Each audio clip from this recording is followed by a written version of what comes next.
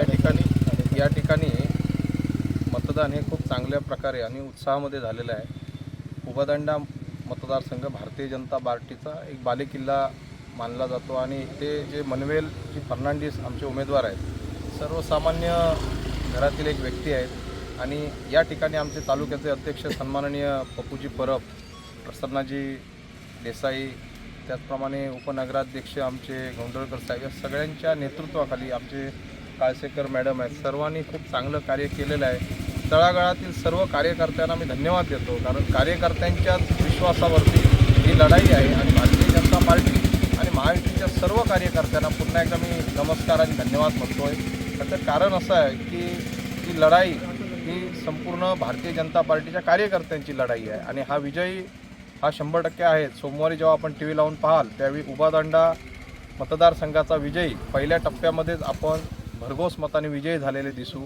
आणि याचं संपूर्ण श्रेय आम्ही संपूर्ण गोरगरीब जनतेला आणि कार्यकर्त्यांना देतो।